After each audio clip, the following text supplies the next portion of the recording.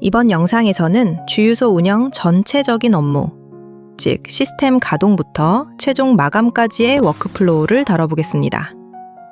새로 오신 가족분들은 반복적으로 시청하시면 큰 도움이 되겠죠? 그리고 챕터별로 구간을 나눠 놓았으니 만약 궁금한 부분이 있다면 원하는 챕터를 선택해서 시청하시면 되겠습니다. 유튜브에서 챕터를 이용하여 보는 방법은 두 가지가 있습니다. 첫 번째는 바로 이 부분을 누르신 후 오른쪽에 표시되는 챕터 목록을 이용하시는 방법입니다. 두 번째는 아래 더보기란에 적어놓은 타임라인을 이용하시는 방법입니다. 여기 시간을 클릭하시면 되겠습니다. 자, 그러면 시작해 볼까요? 출근 후 가장 먼저 잠자고 있던 시스템을 깨워야겠죠? PC를 켜고 포스와 주유기간 통신 제어 콘솔인 CCP를 켜줍니다. 그리고 분전반으로 가셔서 외부 등을 점등해 주시는데 부팅 시간이 필요한 주유기부터 켜주시고요. 그 다음 갑종 외부 등을 켜주시는데 여기서 주의할 점은 동시다발적으로 점등을 할 경우에 전력 부족이나 병목 현상으로 인해 문제가 발생할 수 있습니다. 그렇기 때문에 텀을 두고 하나씩 켜주시는 것을 권장드립니다. 이렇게 다 완료하셨으면 이제 손님을 맞이할 준비가 끝났습니다. 자, 이제 오전 보고 준비를 하겠습니다. 오전 보고는 대표님 텔레그램 보고와 업무 단톡방 보고로 나눠집니다. 보고에 대한 세부 내용은 잠시 후에 다뤄보도록 할 거고요. 큰 틀만 훑어보자면 먼저 대표님 텔레그램 보고는 오피넷 무연 두 파트, 판매 1보, 마감장, 오피넷 경유 두 파트, 재고 현황, 그리고 고급 휘발유 순으로 보고하게 됩니다. 그리고 업무 단톡방 보고는 판매 1보, 마감장, 판매 구분별 집계표, TMS 및 포스 재고 캡처본, 재고 현황, 그리고 탱크별 재고 현황입니다. 이제 이 보고를 위한 준비 중 첫 단계로 판매 1보를 작성해 보도록 하겠습니다. 판매 일보는 그날의 판매 추이를 보고 재고 관리를 예측하며 유해 상품 매출을 확인하여 지점의 수익성을 분석하는 경영의 시작점이자 내일의 전략을 세우는 나침반입니다. 판매 일보의 숫자가 꼬이면 정산이 틀어지고 정산이 틀어지면 지점의 수익 지표가 무너지게 되니 절대적으로 신중하고 정밀하게 작성하셔야 하겠습니다. 자, 그럼 시작해 볼까요? 판매일보 작성에 앞서 한 가지 짚고 넘어가야 할 상식이 있습니다. 판매일보 작성 시점은 오전 오픈 전후라는 거 아시죠? 즉, 전날의 매출 상세를 다음날 오전에 보고하게 되는 겁니다. 출근하시면 바로 작성하셔서 보고하시면 되겠습니다. 첫 번째, 상품 매출입니다. 전일 재고, 이 부분은 보시면 유종이 있습니다. G라고 적힌 것은 가솔린, 즉 우리가 휘발유라고 부르는 무연이 되겠죠. 그 아래 D는 디젤, 즉 경유입니다. 그리고 옆에 넘버에 할당된 번호는 무연과 경유가 저장된 각각의 탱크 번호입니다. 자, 무연 탱크는 1번과 3번으로 할당되어 있죠. 이 부분은 각 지점마다 상이하기 때문에 참고만 해주세요. 그런데 여기 보시면 1번 옆에 4만이라고 적혀 있는 이게 뭘까요? 네, 이것은 탱크의 만재 용량입니다. 즉, 4만 리터짜리 탱크라는 뜻이니까 입곳이 꼭 용량이 넘치지 않도록 할당해 주셔야 합니다. 그리고 여기 재고를 볼게요. 이 수치는 전날 마감 후의 재고가 그대로 넘어온 겁니다. 어제 이 정도 남기고 마감했으니 오늘 이 정도 가지고 다시 시작하는 거죠. 그리고 입고란을 볼게요. 이 입고란은 입고 완료가 된 시점에 즉시 적는 부분입니다.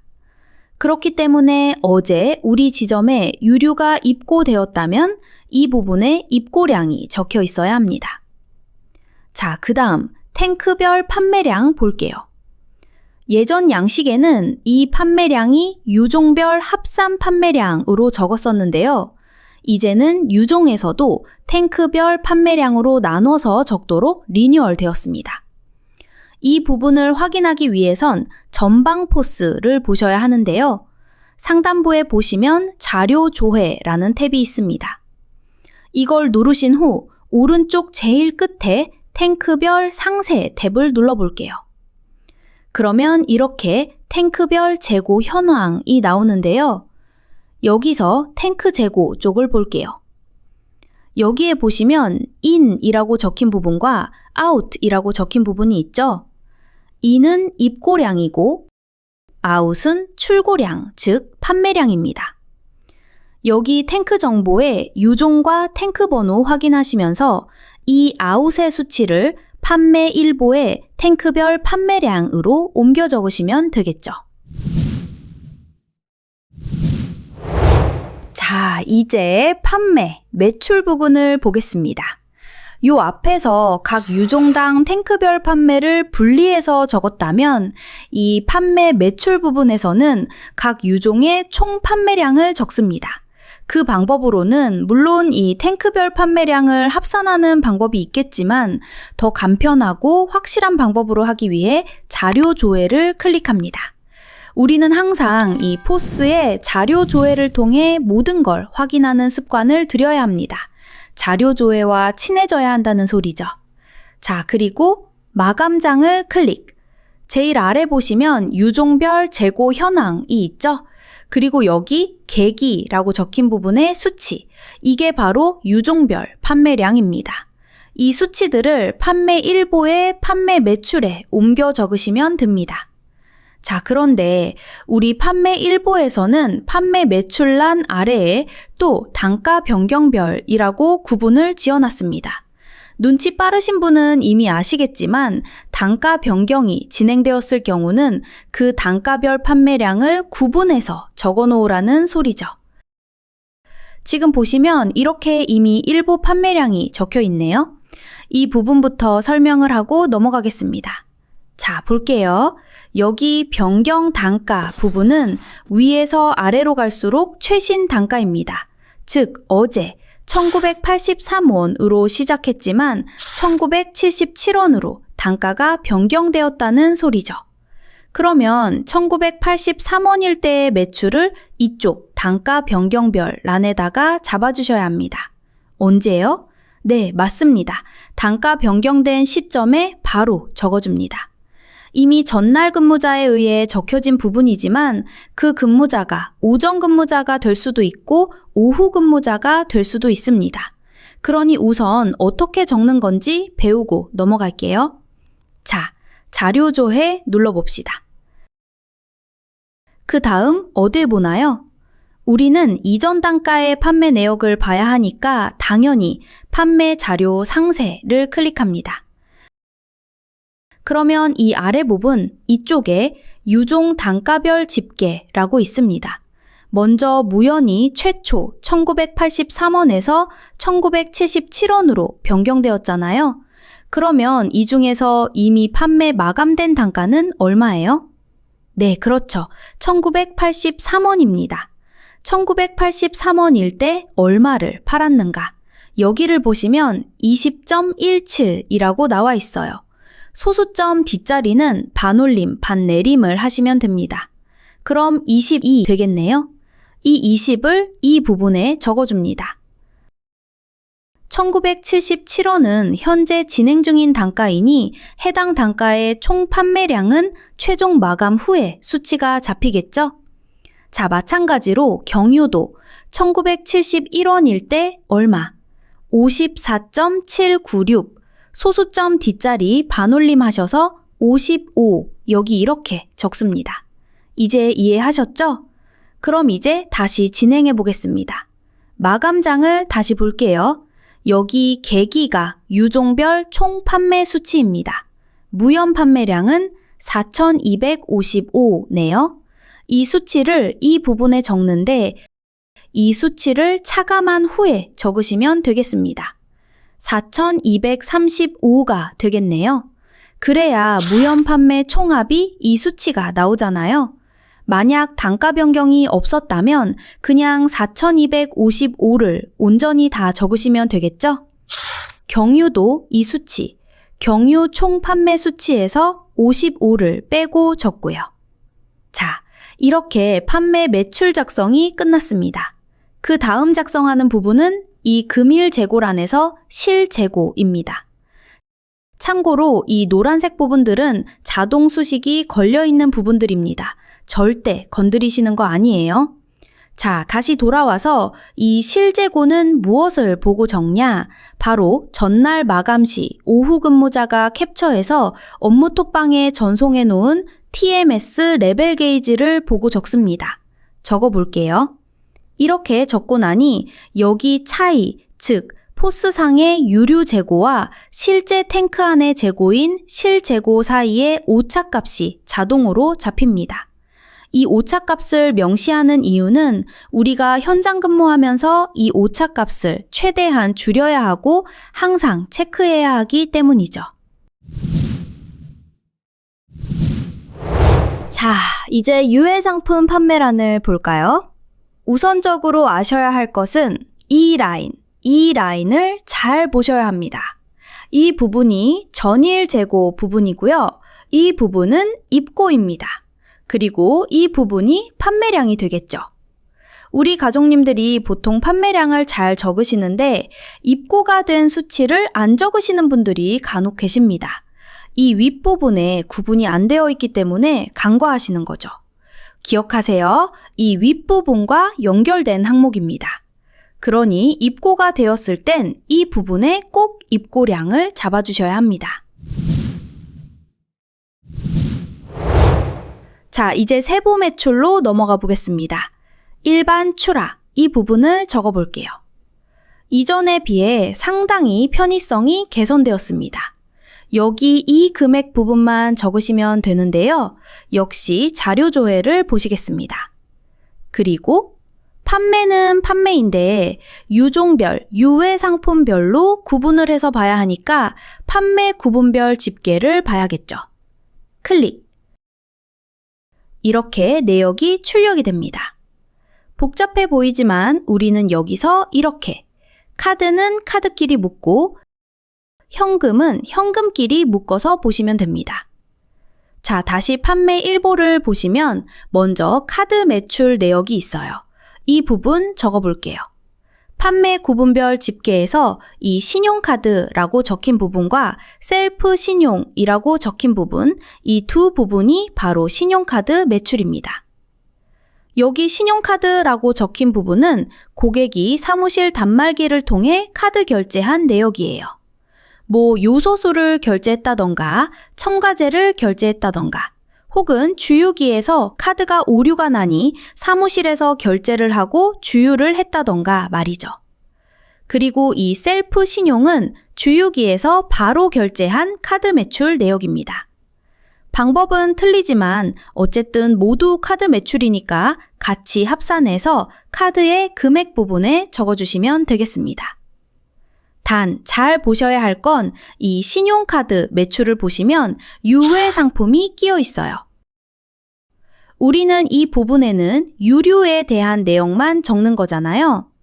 여기 보시면 G랑 D, 즉 무연과 경유만 적는 것이기 때문에 이 금액만 합산을 하셔야 합니다. 그 다음 유해라고 적힌 이 부분. 카드로 결제한 유해 상품 매출을 적습니다. 좀 전에 합산해서 제외했던 이거죠? 유해 상품 판매 내역. 이 금액을 합산해서 적으시면 되고요. 그리고 아래 현금과 상품권 볼게요. 다시 판매 구분 집계표를 보시면 현금과 셀프 현금이 있죠. 이 두 항목을 합산하시면 됩니다. 역시 주의하셔야 할 건 현금으로 결제한 유해 상품 판매 내역이 섞여 있는지를 체크하셔야겠죠? 없네요. 없으니 그대로 다 합산합니다. 그리고 보시면 상품권, 쿠폰, 포인트, 선수금이라고 되어 있어요. 지금은 판매 내역이 없기 때문에 이 판매 구분별 집계표에도 내역이 없지만 해당 판매가 있는 날은 판매 집계에 다 잡히니까 잘 확인하시고 옮겨 적으시면 됩니다.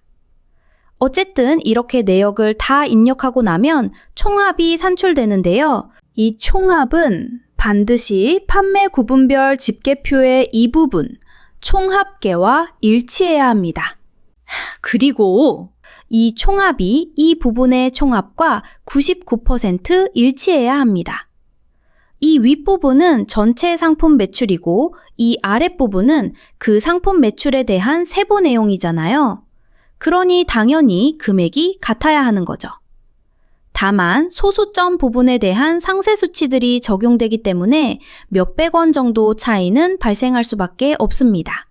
참고하시고요. 매출 대역 입력 후에 이렇게 수치 대조를 꼭 해보시고 금액 차이가 많이 발생하면 문제가 있다는 뜻이니 차근차근 다시 대조해 보셔야 합니다. 자, 이제 세부 매출에서 오른쪽 부분 볼게요. 카드 추가 승인 및 취소 항목이 있고 승인 오류 항목이 있습니다.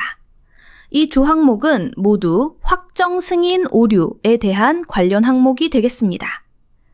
우리 영업을 하다 보면 갑자기 포스 화면에 빨간색 팝업창이 뜨면서 확정 승인 오류라고 나오잖아요. 이 확정 승인 오류에 대해 먼저 알려드리자면 최초 결제된 금액과 실주유 금액에 오차가 발생했을 경우에 뜨게 되는데요. 그 이유 중에 가장 흔한 원인은 체크카드 잔액 부족입니다.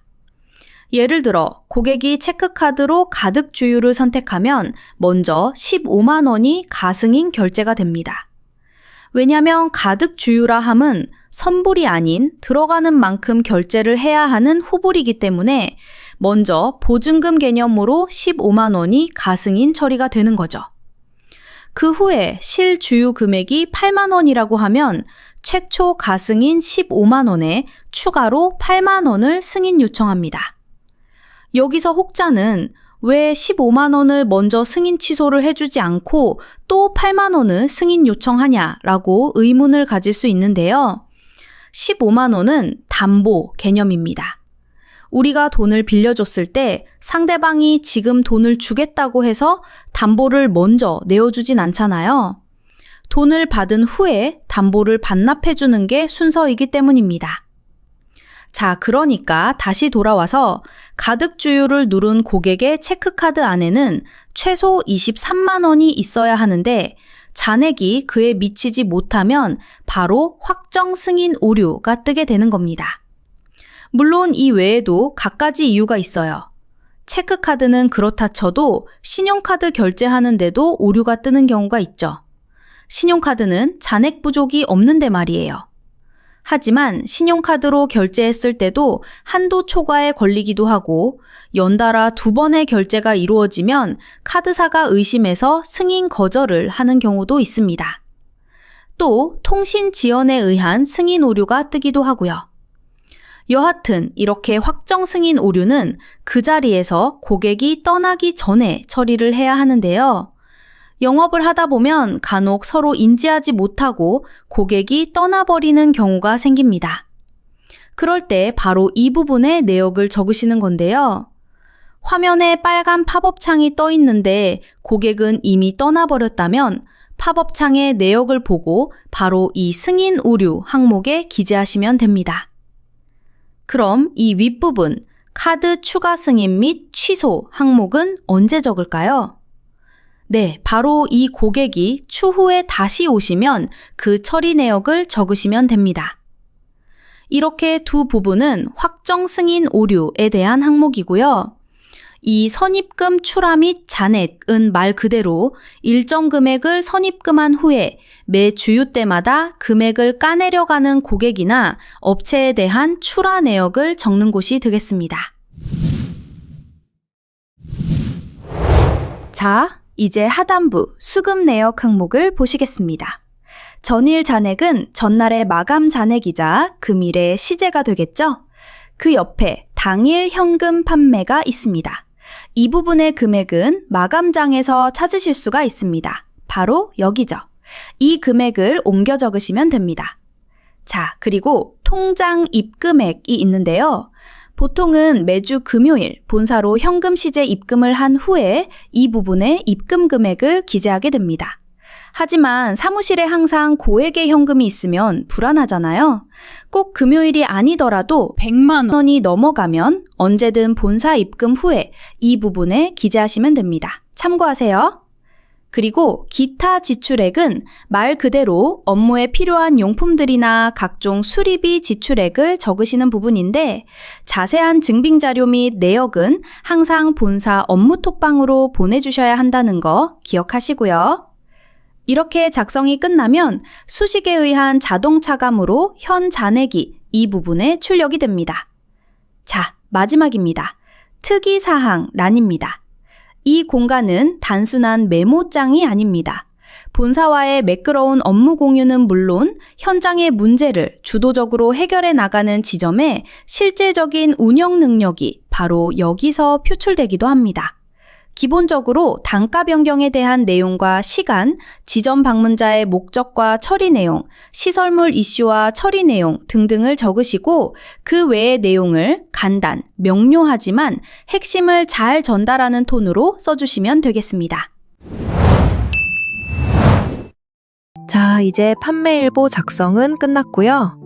판매일보와 함께 보고해야 할 마감장과 판매 구분별 집계, 그리고 탱크별 상세 재고 현황을 캡처하고 저장하는 방법 알아보겠습니다.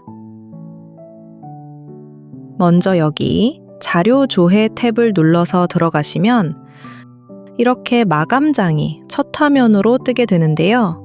캡처를 진행하시면 되겠습니다. 자, 이렇게 마감장을 캡처하고 나서 업무폰의 카카오톡에 있는 우리 지점 업무폰으로 보내놓습니다. 캡처와 동시에 복사가 되기 때문에 카톡에 대고 우클릭 누르신 후 붙여넣기 하시면 됩니다. 여기서도 주의하셔야 할 건 절대 업무 톡방이 아닙니다. 연합 톡방도 아니고요. 개인 카카오톡을 보시면 나에게 보내는 것처럼 업무폰을 이용하여 업무폰 나에게로 보내는 겁니다. 자, 다시 돌아와서 이제 판매 구분별 집계를 눌러보도록 하죠. 마찬가지로 캡처를 해서 업무폰에 나에게로 보내놓습니다. 그리고 마지막으로 우측 끝에 탱크별 상세로 들어가서 캡처를 하겠습니다.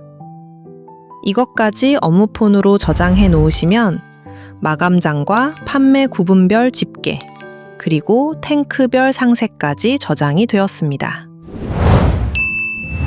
자, 이제 재고 현황도 작성한 후에 캡처해야죠.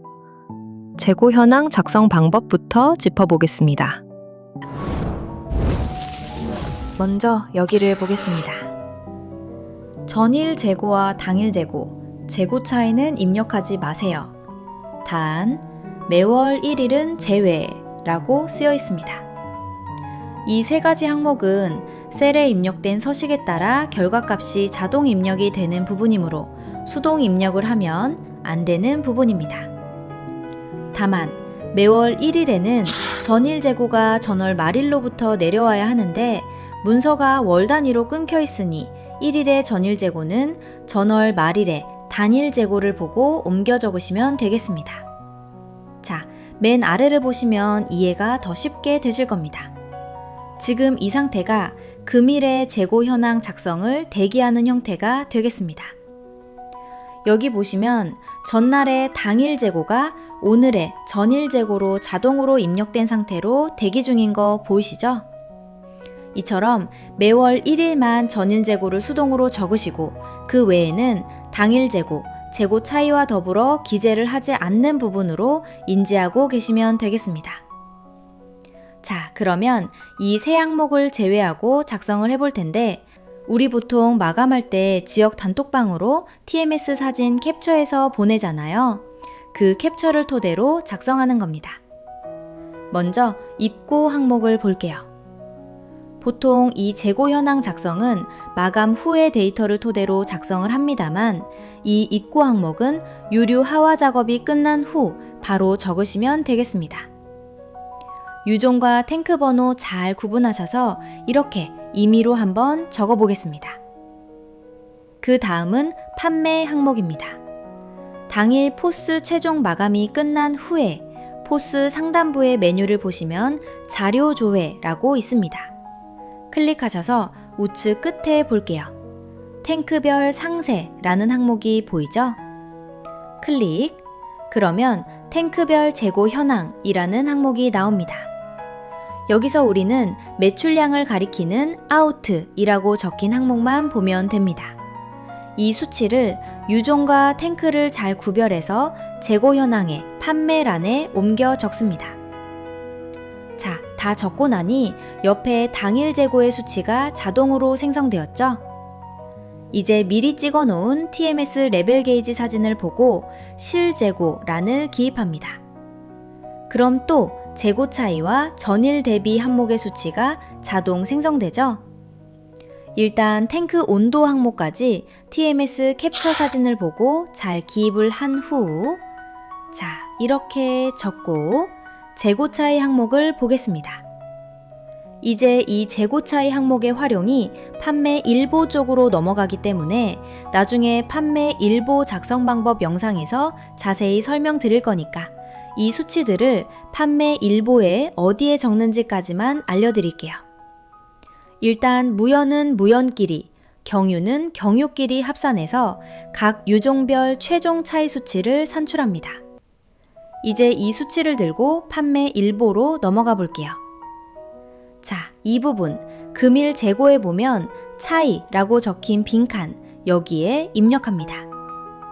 유종 잘 보시고 무연에 적으시고 경유에도 적으시고, 자, 판매 일보는 닫으시고 다시 재고 현황으로 가보겠습니다. 마지막에 증감사유라는 항목이 있죠? 보통 우리가 입고에서부터 재고 관리까지 하다 보면 갖가지 환경적 요인에 따라 재고가 미세하게 차이가 날 수는 있지만 비정상적으로 차이가 심한 경우에는 분명 이유가 있을 거 아닙니까? 그 사유를 적으시면 됩니다. 이렇게 작성 방법에 대해 알아보았습니다. 매일 작성하시고 보고 형식에 맞춰 매일 보고를 하시면 되겠습니다. 단, 매주 목요일은 지역 단톡방에 문서 전체를 업로드해 주시는 거 아시죠? 자, 이제 재고 현황 작성을 다 하셨으면 캡처해서 역시 카카오톡 나에게로 저장을 해두는데 재고 현황을 캡처할 때는 일주일 분량을 캡처해 주셔야 합니다. 여기서부터 쭉 드래그를 하셔서 여기까지 영역 지정을 해주시고요. 컨트롤 C를 눌러서 복사를 한 후에 카톡 창을 여시고 컨트롤 V 누르셔서 붙여넣기를 해줍니다. 이제 오전 업무 보고의 마지막 준비 단계인 오피넷 캡처를 보도록 하겠습니다. 자, 오전에 대표님께 보고 드릴 때 이와 같이 무연 캡처본 두 파트, 판매 일보, 마감장 캡처본, 경유 캡처본 두 파트, 그리고 재고 현황 이 순서로 보고를 하잖아요. 여기서 오피넷 단가 캡처할 때 반경 설정 후 캡처하는 방법입니다.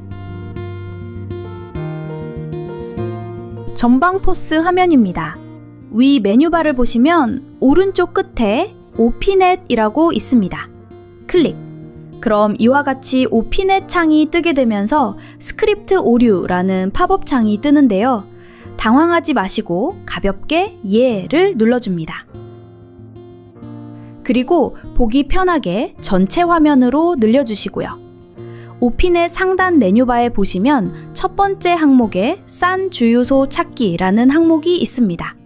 여기에 마우스 커서를 가져다 대시면 드롭다운 메뉴가 열립니다. 여기서 지역별을 클릭합니다. 그러면 이렇게 지역 설정하는 부분과 단가 현황 게시판 그리고 지도가 나오죠. 여기서 우선 지역을 설정하시는데 맨 오른쪽에 읍, 면, 동, 은 제외하고 여기까지만 설정하시면 됩니다. 우리 주유소가 소재한 지역을 설정하셨으면 이제 반경 설정을 하셔야 하는데 그 전에 기준이 되는 우리 주유소를 먼저 찾아야겠죠? 그 기준으로부터 5km 반경 설정을 해야 하니까요. 찾는 방법은 이 지도에서 바로 찾으셔도 되지만 여기 가격 현황 게시판을 보시면 우리가 위에서 지역 설정을 해줬기 때문에 우리 주유소 이름이 보일 거예요. 우리 주유소를 찾아서 클릭을 해주시게 되면 지도에서 바로 우리 주유소로 이동을 하게 됩니다.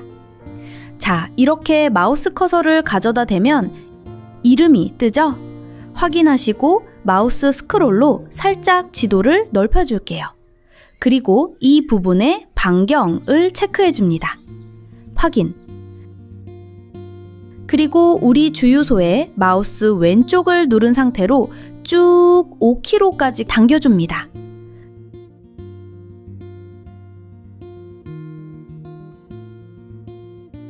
그리고 난 다음에 여기 조회를 누릅니다.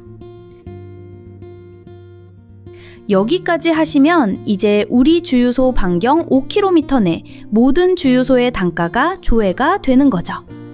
이제 캡처를 해야겠죠? 무형부터 캡처합니다. 캡처 도구를 여시고요. 이 부분부터 쫙 여기까지 이렇게 무연 한 파트 캡처하시고요. 여기 보시면 복사하기 아이콘이 있어요. 이걸 클릭해서 복사를 해줍니다. 그리고 업무폰에서 나에게 카톡으로 전송을 해놓습니다. 금방 복사한 걸 여기에 컨트롤 V 눌러서 전송하시면 됩니다. 자, 그리고 그 다음 파트는 첫 파트 제일 아래에 있는 주유소부터 시작해야겠죠? 여기 하늘 주유소부터 시작해서 무연 두 번째 파트를 캡처하겠습니다. 무연 두 번째 파트도 마찬가지로 복사하기 누르신 후에 업무폰에 나에게로 컨트롤 V 눌러서 전송. 이제 경유로 넘어갈게요. 경유 탭 눌러주시고요. 같은 방법으로 캡처합니다.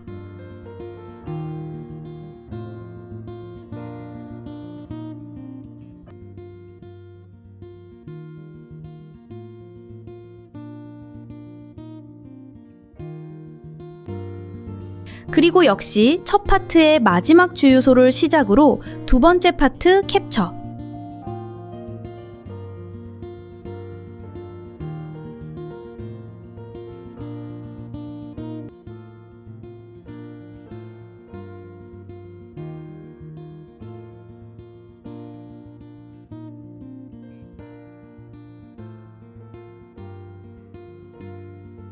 자, 이렇게 오피넷에서 반경 설정을 한 후에 캡처하는 방법을 알아보았습니다. 텔레그램 보고하실 때 순서 헷갈리지 마시고 잘 보고하시고요. 전송 버튼 누르기 전에 다시 한번 확인하는 습관 잊지 마세요.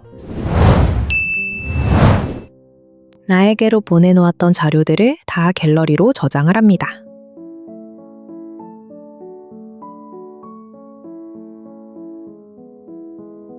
자, 이제 보고에 필요한 자료들을 다 확보했죠? 그러면 이젠 보고 방법에 대해 알아보겠습니다. 대표님 텔레그램 보고와 본사 업무톡 보고 중 대표님 텔레그램 보고에 대해 먼저 다뤄보겠습니다. 업무폰 바탕화면에서 텔레그램을 여시고요. 목록에서 총괄 대표님을 클릭한 후에 이 부분 클립 아이콘을 클릭해서 이미지를 순서에 맞게 첨부하시면 됩니다. 순서는 이렇습니다. 오피넷 무연 캡처본 두 파트, 판매 일보, 마감장, 오피넷 경유 캡처본 두 파트, 마지막으로 재고 현황. 이렇게 해서 총 7장입니다. 그리고 여기서 고급 휘발유도 취급하는 지점은 마지막 재고 현황 파일 뒤로. 그러니까 제일 마지막에 고급 휘발유 오피넷 캡처본 한 파트를 추가해 주시면 되겠습니다. 그 다음 본사 업무 톡방 보고 방법입니다.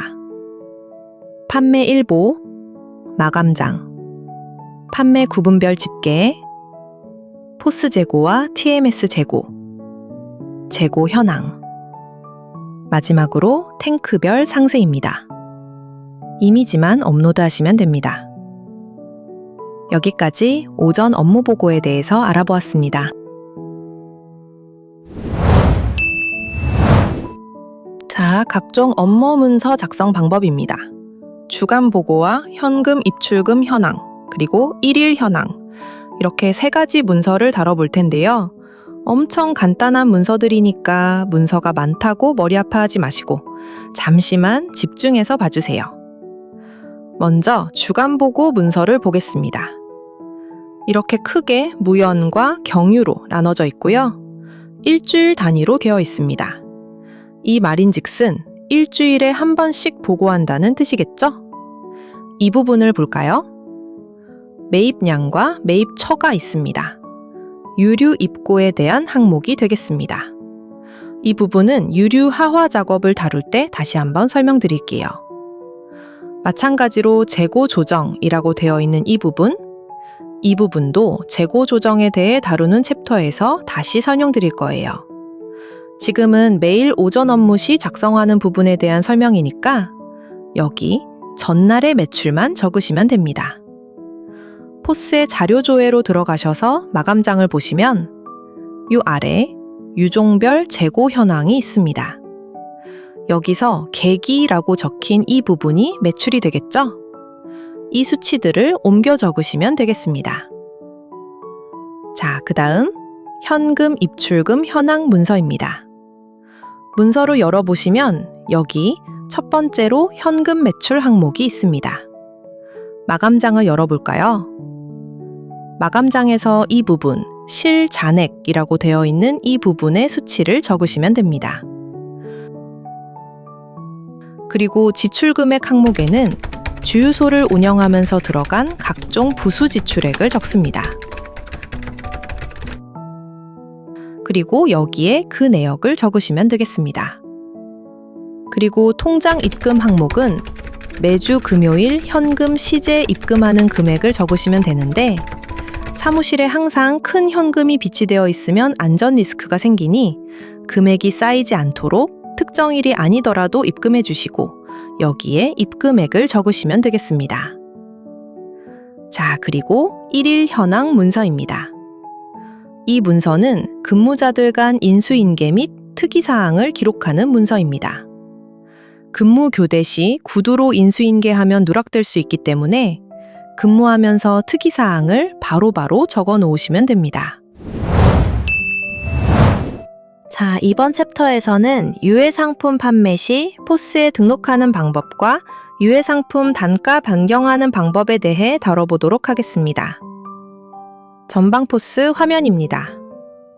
중간에 메뉴바를 보시면 유해상품 탭이 있습니다. 클릭해서 들어가 보겠습니다. 자, 이렇게 금일 현재까지의 유해상품 판매 내역이 등록되어 있는 걸 볼 수 있습니다. 요소수 1개 판매를 등록해 볼게요. 여기서 빈 공간에 더블 클릭을 합니다. 그럼 이렇게 작은 팝업 메뉴창이 뜨는데요. 여기서 등록을 눌러보면 이렇게 또 팝업 창이 뜹니다.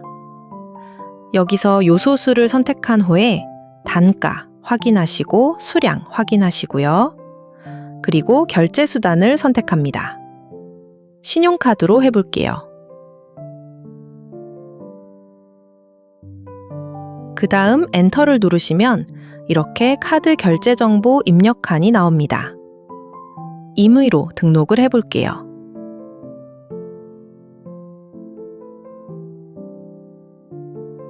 그리고 마지막에 엔터를 누르시면 이렇게 등록 여부를 묻는 확인창이 뜹니다.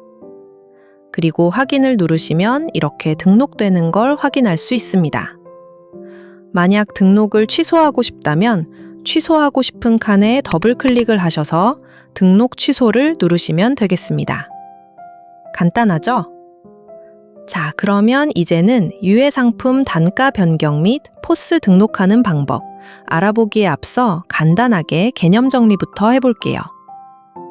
포스는 전방 포스와 후방 포스가 있는데요.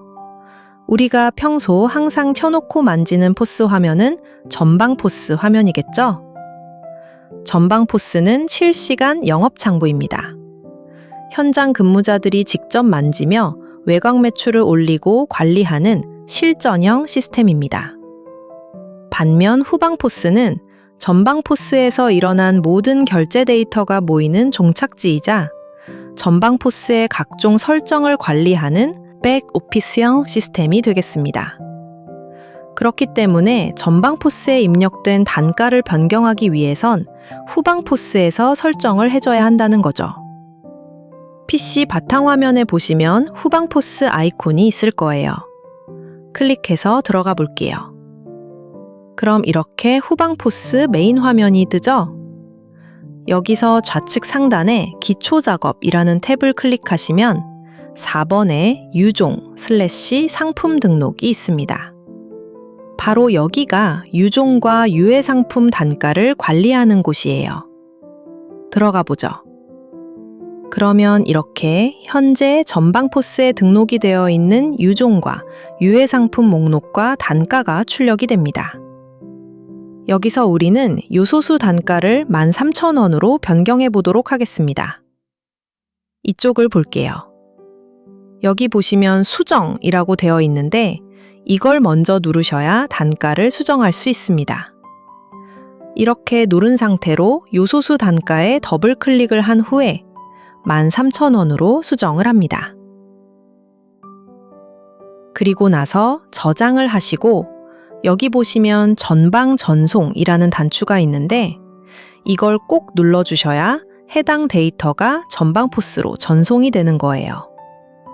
이렇게 전송이 되었다는 팝업 창이 떠야 정상 처리가 된 거예요. 잘 수정이 되었는지 전방 포스에서 확인해 보겠습니다.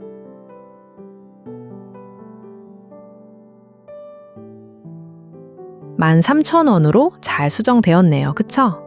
이렇게 해서 유해 상품 단가 변경 및 등록에 대한 방법을 알아보았습니다. 자, 이번 챕터에서는 가장 심혈을 기울이고 집중해야 하는 유류 하화 작업에 대해 다뤄볼게요. 유류 차량이 도착하면 가장 먼저 바로 TMS 입고 전 사진을 캡처합니다. 여기서 꼭 명심하셔야 할 것은 TMS 입고 전과 입고 후 사진을 캡처할 땐 반드시 바탕화면에 시간이 보이도록 해두셔야 합니다. 그 이유는 이후 입고 중 판매량을 계산하기 위해서죠. 이후 기사님께서 주시는 출하 전표를 받습니다. 출하 전표를 받으면 전표상의 유종과 승인 수량부터 확인하고 승인 수량 옆 빈칸에 탱크별 하화 요청 수량을 기재한 후 인수 확인란에 서명을 하여 앞장을 분리하고 기사님께 제출합니다. 이후 기사님과 이동하여 유류 저장 탱크를 개방하고 입고 요종에 해당하는 탱크와 탱크 번호를 기사님께 확인시켜 드립니다. 만약 이 과정에서 착오가 생겨 혼류를 하게 되면 큰 사고로 이어질 수 있으니 확실하게 전달을 해주셔야 합니다. 기사님이 입고 준비를 하는 동안 우리는 사진 촬영을 진행합니다. 촬영 순서는 자유지만 동선을 줄이려면 이렇게 하시면 편리합니다. 기사님께서 저장 탱크에 배관을 연결하시는 동안 근무자는 차량 번호판을 정면에서 정확하게 촬영하고 배관 연결이 끝나면 연결 상태 사진을 촬영하고 차량 컨트롤 박스 내부의 밸브 스위치가 오픈된 상태를 촬영합니다. 다시 사무실로 돌아와 미리 찍어둔 TMS 입고 전 재고량에 입고 수량을 더해서 대략적인 입고 완료 수치를 산출해 놓으면 사무실에서 TMS를 확인하며 작업 진행도를 파악할 수 있게 됩니다.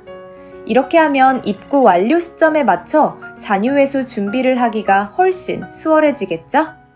자, 이제 입고가 완료되었다면 잔유회수를 준비해야겠죠? 가봅시다. 잔유회수 과정은 무연이냐 경유냐에 따라 과정이 조금 다른데 다음은 경유 기준의 잔유회수 과정입니다. 본격적인 설명하기에 앞서 다이빙이라는 용어를 알아두셔야 합니다. 다이빙이란 차량 하부 배관에 남아있는 잔량에 에어블로잉을 해서 회수하는 절차를 말합니다. 잔유회수 절차는 차량 경사이동을 기준 삼아 이동 전 1차, 이동 후 2차로 두 번에 걸쳐 진행하게 되는데 다이빙은 1차 회수가 끝나갈 무렵에 요청하시면 됩니다. 자, 그러면 1차 회수 진행 과정입니다. 기사님께서 잔유통을 밸브에 걸어놓고 잔유를 받을 준비를 하시면 동영상 촬영을 시작합니다. 그렇게 각 밸브마다 잔유 회수를 진행하고 마지막에 다이빙을 요청하여 확실하게 잔유 회수를 진행합니다. 완료되면 기사님께서 받아놓은 잔유를 저장 탱크에 재입고하게 됩니다. 그 과정까지 녹화하시면 1차 회수는 끝나게 됩니다. 자, 이제 2차 회수를 준비해야겠죠? 차량을 경사진 곳으로 인도합니다. 이렇게 이동하여 각도가 기울어지면 잔유가 한쪽으로 모이게 되겠죠. 그 다음엔 차량의 기울어진 각도를 확인하여 잔유가 몰리는 쪽의 밸브에서 2차 잔유 회수를 진행합니다.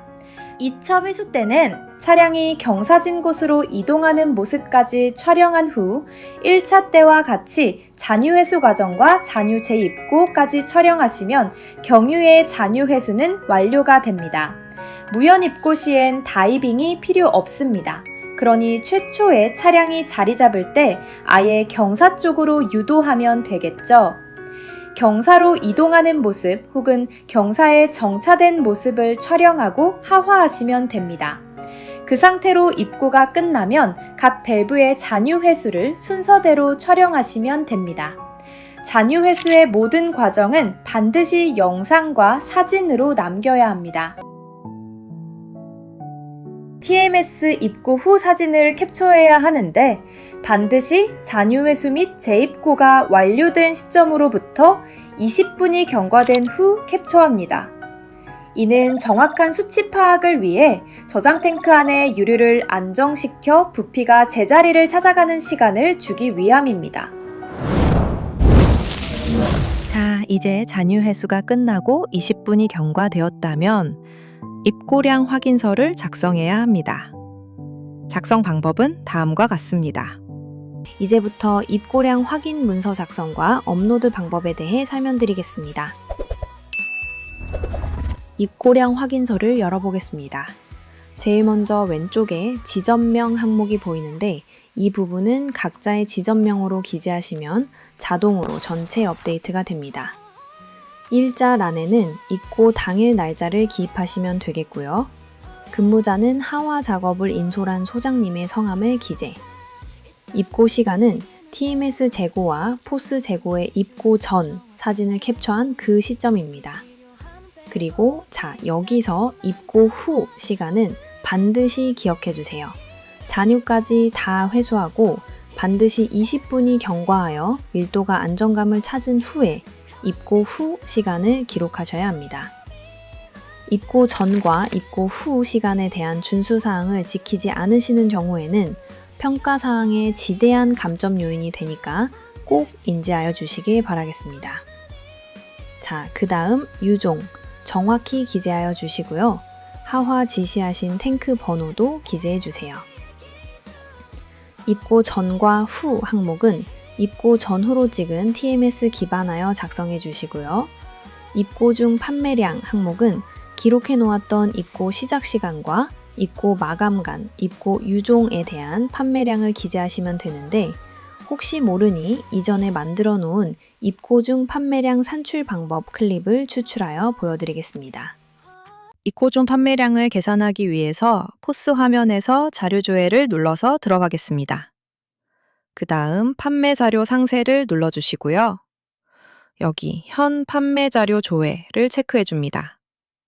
그리고 이 부분에 탱크 선택 체크해 주시고요. 계산하고자 하는 유종 탱크에 체크를 한 후에 조회해 줍니다. 자, 이 상태에서 여기 이 부분 엑셀을 클릭하시면 바로 엑셀 문서로 출력이 돼서 아래 부분에 깜빡이게 됩니다. 이제 입고 전과 입고 후의 TMS 사진 속 시간을 기반으로 계산할 부분을 이렇게 드래그를 해주시면 이 아래 부분에 합산 수량이 나오게 됩니다. 소수점은 반올림, 반내림 해주시고요. 그리고 입고량 항목에는 차량 도착 시 출하전표에 적으셨던 탱크별 입고 수량을 기재합니다. 그리고 이 입고량 항목 기재하실 때 알아야 할 것은 만약 출하전표에 환산 수량이 표시되어 있는 경우에는 기존 계산 공식대로 탱크별 환산 수치 입고량을 적으셔야 합니다. 산출 공식 다들 아시죠? 다시 보여드릴게요. 입고 수량을 환산 수량으로 산출하여 기입합니다. 환산 수량 계산법은 해당 탱크의 승인 수량 나누기 총 승인 수량 곱하기 총 환산 수량입니다. 그리고 만약 환산 수량이 적혀 있지 않은 경우는 이와 같이 써주시면 되겠습니다. 하화 작업 완료 후에 포스 재고의 탱크별 입고량을 입력할 때도 마찬가지로 이 입고량을 적으시면 되겠죠? 절대 실 입고량을 적으시는 게 아닙니다. 기억하세요. 우측 끝에 자동 수식 항목의 내용은 건드리지 않습니다. 그래도 원리는 알고 계셔야 하니 간단히 설명드리자면 실 입고량 항목은 입고 후 수량에서 입고 전 수량을 차감한 후 입고 중 판매량을 더한 수치입니다. 그리고 이 차이 항목은 실 입고량에서 출하전표에 작성해 놓았던 탱크별 입고량을 차감한 수치입니다. 자, 이제 업무 단톡방 전송 순서입니다. 1. 차량 번호판 사진. 2. 탱크 개방 유무 사진. 3. 노즐 연결 사진. 4. 잔유 회수 동영상. 여기서 반드시 동영상이 업로드 완료되는 것을 확인한 후에 다음 사진을 올려주세요. 업로드 되기 전에 다음 사진을 전송하시면 동영상보다 먼저 올라가기 때문에 순서가 꼬여버립니다. 계속해서 5. TMS와 포스 재고의 입고 전, 입고 후 캡처 사진. 여기서 포스 메인과 TMS가 따로 있는 경우는 이와 같이 업로드 해주시고 나머지 지점들은 포스와 TMS를 겹쳐서 재고와 시간이 다 보이도록 하시고 캡처하시면 되겠습니다. 6. 출하 전표 사진. 마지막 7. 입고량 확인 서식입니다. 자, 이번 챕터에서는 오후 4시에서 5시 사이에 업무 톡방에 보고하게 되는 현재 시점 탱크별 출고량 작성 및 보고 방법에 대해 알아보겠습니다. 본 문서의 취지는 본사 유류 배차팀이 실시간 출고 흐름을 정확히 파악하여 퇴근 전 유류 입고 배차 여부를 신속하게 판단할 수 있도록 지원하기 위함입니다. 그리고 근무자도 표를 작성함으로써 출고 흐름을 파악하게 되면 그에 맞는 입고 요청을 할 수 있게 됩니다. 자, 그러면 문서 작성을 해볼 텐데 작성에 앞서 TMS 재고를 시간이 보이게 캡처합니다. 이제 문서를 한번 볼까요? 자, 이 문서에서 우리가 기재를 하는 부분은 이 부분입니다. 이 부분은 고정이기 때문에 건드리지 않고요. 이 아래 부분은 자동 수식이 걸려있기 때문에 역시 건드리지 않습니다. 아마 뭔가 이상하다고 생각하신 분들 있으실 거예요. 왜냐하면 이 입고 요청량을 원래는 직접 기재를 했었기 때문이죠. 하지만 이제부터 자동 수식을 입력해 놓고 알아서 표기되도록 바꿀 테니 잘 따라서 수식 입력해 주세요. 공식은 탱크 용량 마이너스 현 재고량입니다. 수식을 입력하기 위해 입고 요청량에서 이 칸을 클릭해 주시고요. 바로 이 부분에 수식을 넣습니다. 탱크 용량은 C15행에 있고 현 재고량은 215행에 있죠? 탱크 용량에서 현 재고량을 빼야 하니 수식을 이와 같이 적겠습니다. 그리고 나서 엔터를 치면 이렇게 적용이 됩니다. 지금은 이 한 칸만 적용이 된 상황이니 아래 부분도 일괄 적용해 주겠습니다. 이 수식이 적용된 칸의 모서리에 마우스 커서를 가져다 대보면 이렇게 플러스 기호가 나타납니다. 이 상태로 마우스 오른쪽을 누른 채로 적용하고자 하는 칸 전부를 드래그해서 영역을 지정해주면 이렇게 팝업 창이 나오는데요. 여기서 서식 없이 채우기를 선택해 주시면 됩니다. 그럼 출고량부터 보겠습니다. 출고량을 파악하기 위해선 전방 포스 화면 위쪽 메뉴에서 자료 조회로 들어가야 합니다. 그 다음 판매 자료 상세를 클릭. 그리고 이 부분, 현 판매 자료 조회를 체크해 주시고요. 이쪽에 탱크 선택에도 체크를 해주겠습니다. 이제 아래쪽에 탱크를 순차적으로 조회해서 출고량을 적어주시면 되는 거예요. 무연 1번 탱크 체크하시고 조회.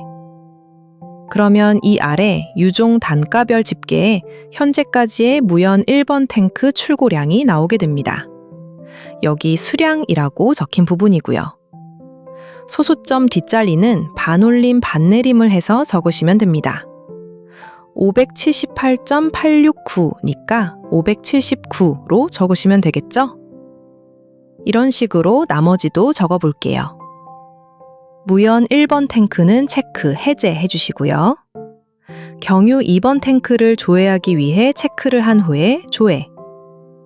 1128.794니까 1129로 적으시고요.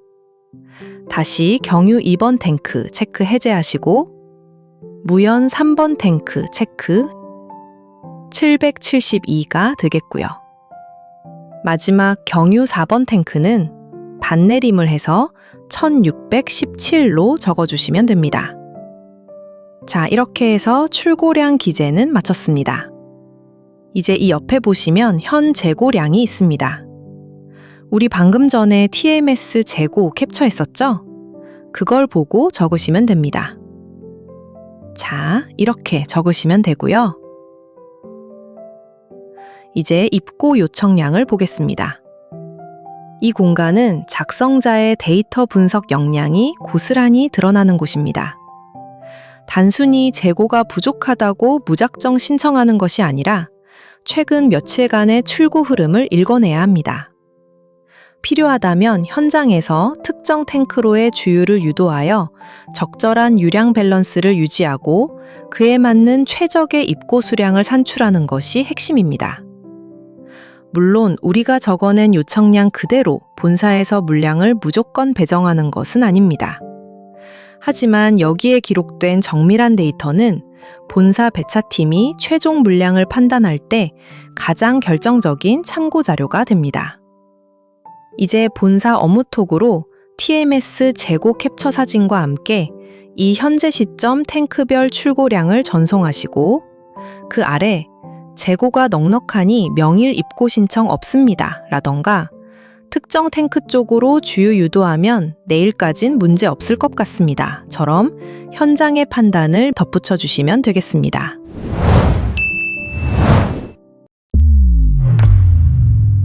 이번 시간에는 주유소를 운영, 관리하시면서 누구나 한 번쯤 마주하게 되는 돌발 상황들에 대한 대응 매뉴얼을 안내드리겠습니다.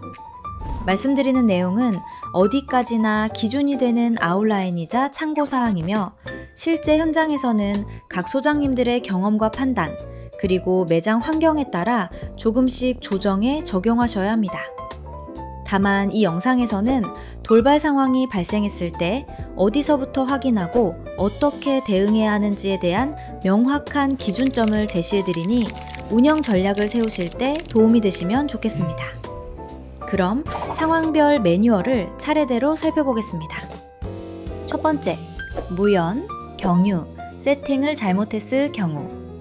이에 대한 대처 방법은 잘못된 유류 주유건을 들었다 다시 거치대에 놓음으로써 주유를 강제 종료시킨 후 영수증을 발행하고 영수증의 승인 취소 내용을 고객님께 확인시켜 드리고 처음부터 다시 재주유를 권유하시면 되겠습니다. 두 번째, 화면 터치가 안 될 경우. 이럴 때는 일단 주유기 액정을 마른 수건으로 닦은 다음 터치를 해보시고 그래도 안 될 경우는 주유기 내부의 전원 버튼을 내려 초기화를 진행하시면 대부분은 정상 작동합니다. 세 번째, 주유 중 자꾸 끊기는 현상이 발생할 경우. 이런 경우는 일단 고객은 연료가 제대로 들어가고 있는지부터 의심하게 됩니다. 그래서 설명을 잘 해드려야 하죠. 탱크의 유증기로 인한 압이 찰 경우 연료가 들어감과 동시에 압의 상호작용으로 인해 내부 연료가 끌려 올라오게 되어 주유건 센서를 건드리면 풀로 인지하여 끊어지게 됩니다. 라고 설명을 해드리고 주유구를 주유건으로 들쑥날쑥 찔러서 압이 빠지게 한 후 천천히 당겨 주유를 하거나 주유건을 살짝 뒤로 걸쳐 주유구 내부의 압이 빠져나올 공간을 만들고 주유를 하시면 웬만한 경우는 문제없이 주유됩니다. 네 번째, 카드 인식이 안 될 경우. 보통은 마그네틱 손상이거나 칩 스크래치로 인한 경우가 많으므로 IC 삽입 후 인식이 안 된다는 문구를 본 후 옆에 스와이프 리더기에 마그네틱을 천천히 긁어서 결제하거나 사무실에서 결제 후 세팅해드리면 되겠습니다. 다섯 번째, 혼유 사고. 이 경우에 제일 중요한 것은 차량을 절대로 이동시키지 않는다입니다. 차량이 시동을 걸고 안 걸고 그리고 이동하고 안 하고에 따라 수리 비용이 틀려지므로 이동시키지 않고 보험사 연락이나 견인차 호출을 유도하시면 되겠습니다. 여섯 번째, 주유 후 연료 게이지가 안 올라갈 때. 이런 상황이 발생하면 먼저 영수증을 확인해 승인 취소 여부를 체크해야 합니다. 정상 승인으로 주유가 완료된 것이 맞다면 그 다음은 고객에게 기술적인 이유를 설명해 드려야겠죠? 우선 차량의 연료 탱크 안에는 부력으로 움직이는 연료량 센서, 즉 플로트가 들어 있습니다. 탱크 구조나 형태에 따라 이 플로트의 움직임이 바로 계기판에 전달되지 않는 차량이 많습니다.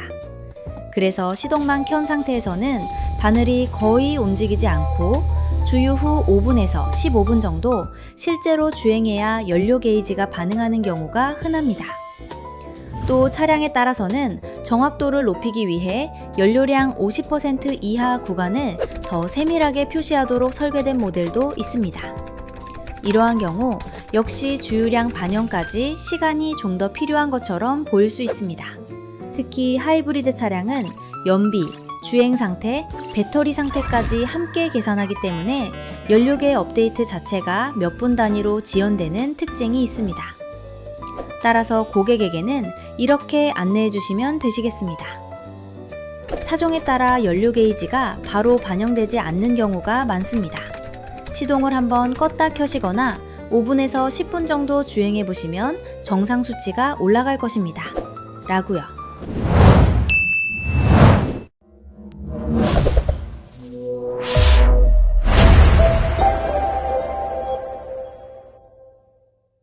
이번 영상에서는 주유소 현장에서 직원들이 반드시 알고 있어야 하고 지켜야 할 주의사항을 정리했습니다. 운전자 안전은 물론이거니와 작은 실수 하나가 큰 사고와 비용으로 이어질 수 있기 때문에 오늘 말씀드리는 내용들은 반드시 숙지하셔서 현장에 그대로 적용하시길 바랍니다. 첫 번째, 주유 시 시동이 완전히 꺼져 있는지 확인한다. 메커니즘은 이렇습니다. 시동이 켜져 있으면 연소계, 점막 코일, 전기 펌프 등 전장부에서 스파크나 전기 아크가 발생할 가능성이 생기죠.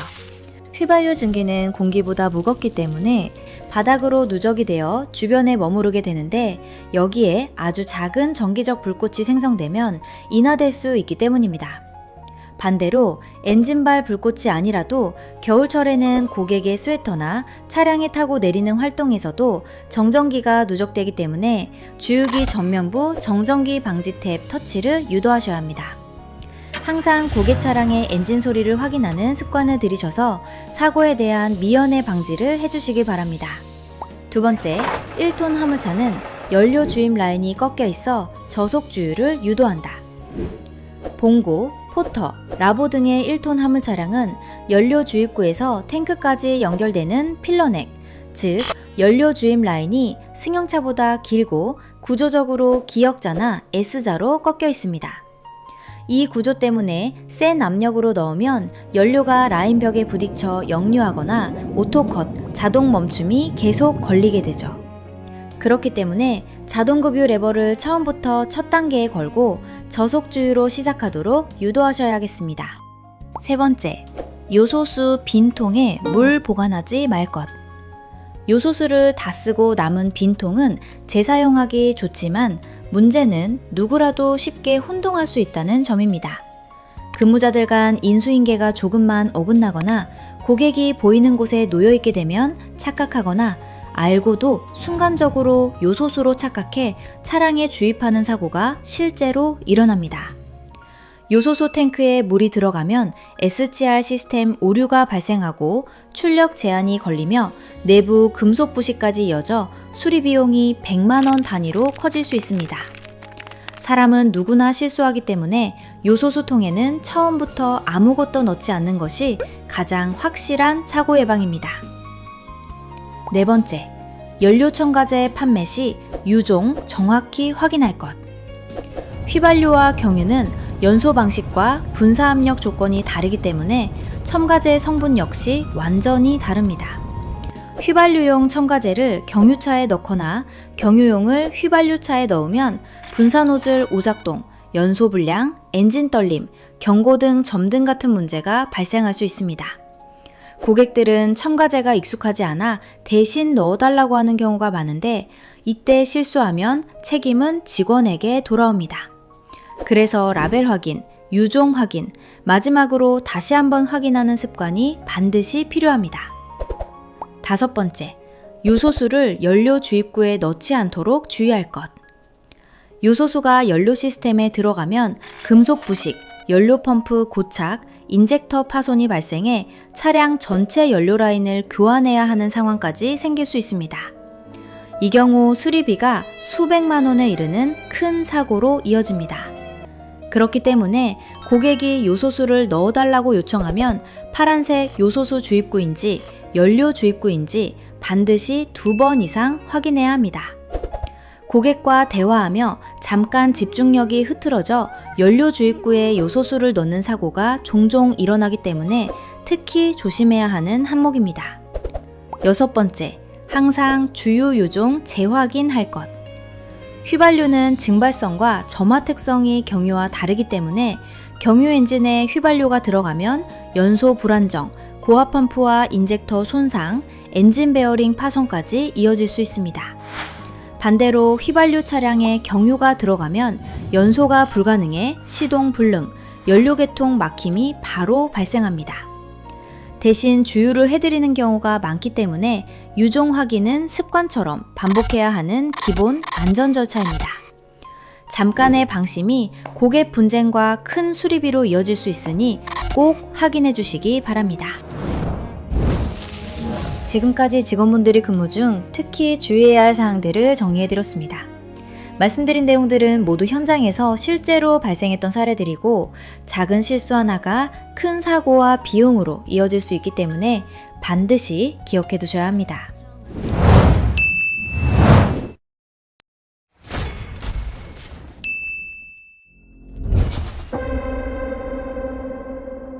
이번 영상에서는 단가 변경에 대한 매뉴얼을 다뤄보도록 하겠습니다. 텔레그램으로 대표님께서 단가 변경 오더를 내리시면 10분 내에 완료하는 것이 목표입니다. 그러려면 영업하시면서 텔레그램을 잘 주시하셔야겠죠?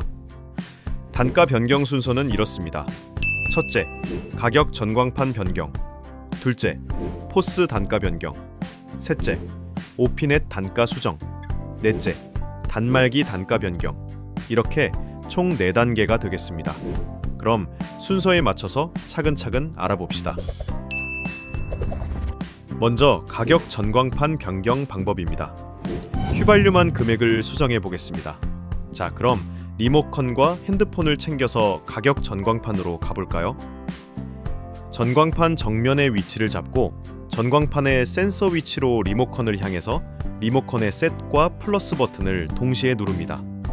휘발유 단가에서 1이 깜빡거리는 거 보이시죠? 자, 그럼 현재 휘발유 가격인 1,607원을 1,615원으로 변경해 봅시다. 리모컨의 우측 화살표를 눌러 공의 위치로 커서를 이동합니다. 공이 깜빡이는 걸 확인한 후 플러스 버튼을 한 번 눌러 1로 변경합니다. 다시 우측 화살표 누르고 7이 깜빡이는 걸 확인하고 이번에는 마이너스를 2번 눌러서 5로 변경합시다. 이제 휘발유 가격이 1,615원으로 변경된 걸 확인하셨다면 다시 세트를 누릅시다. 그러면 경유로 넘어가 단가의 1이 또 깜빡이게 되는데 여기서 다시 세트를 눌러 설정을 종료합니다. 그리고 마무리로 가격 변경된 단가판 사진을 찍고 사무실로 갑시다. 그 다음은 포스 단가 변경 방법입니다.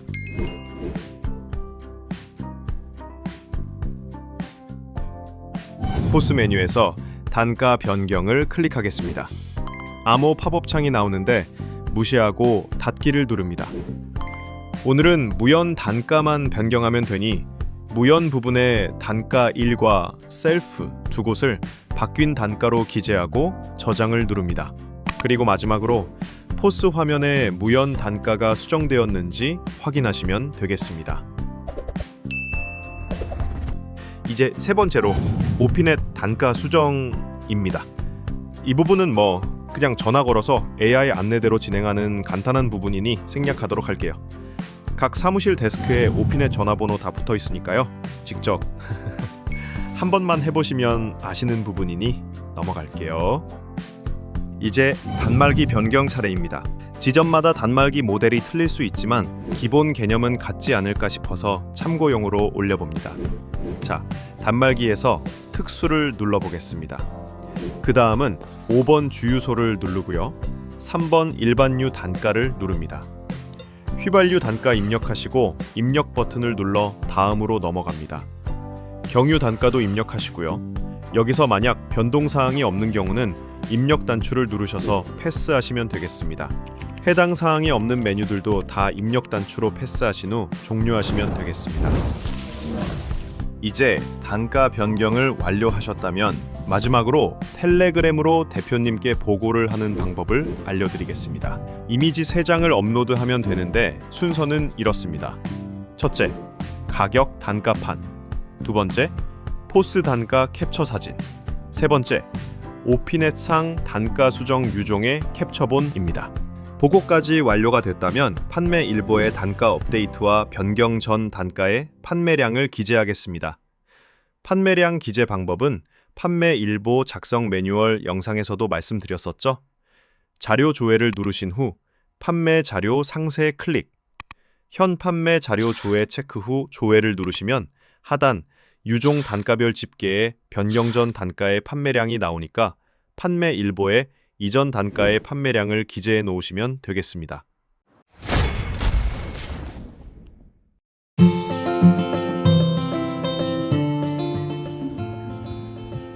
자, 고급 휘발유 단가 설정을 하겠습니다.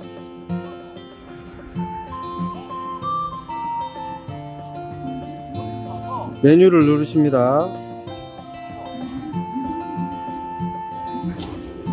1번 추가 나오면 커서 아래 커서 밑에 거 눌러서 수정 하고 난 다음에 입력, 한 번 더 입력, 수정하세요 뜬 다음에 고급 휘발유로 넘어가죠.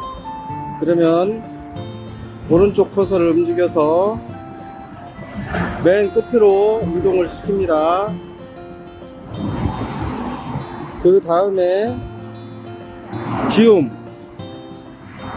지워주시고 그 다음에 숫자 전환을 하세요.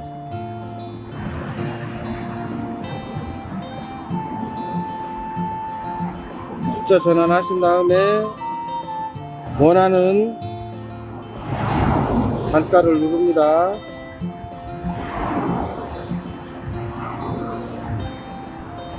오케이 확인을 계속 눌러줍니다.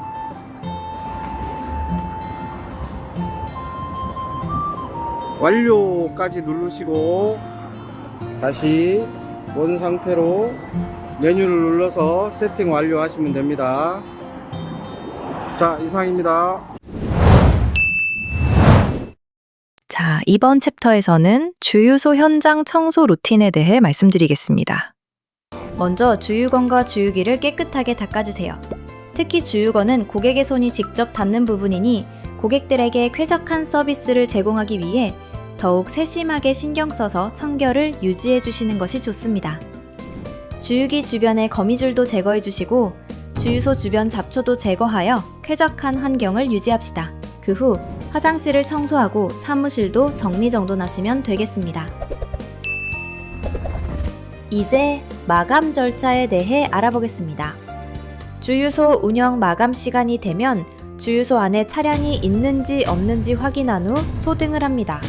오픈할 때 점등했던 순서로 소등하시면 되겠죠? 그 다음 포스에서 마감 작업 탭을 클릭합니다. 팝업 창이 뜨면 1일 최종 마감을 클릭한 후 날짜를 확인하고 마감을 클릭합니다. 프로그램이 마감 정산을 진행하는 동안은 아무것도 만지지 않는 것을 추천드립니다. 과부하로 인해 다운될 수 있으니까요. 마감이 완료되면 포스상의 내역들이 없어지며 리셋되는 걸 확인할 수 있습니다. 마감은 반드시 한 번만 진행하셔야 합니다. 2번 하면 날짜가 바뀌니까 명심해주세요. 이렇게 마감이 완료되면 CCP 스위치를 끄고 컴퓨터를 종료합니다. 에어컨 및 히터 오프하시고 사무실 소등 후 대문 잘 걸어 잠그고 조심히 귀가하시면 되겠습니다.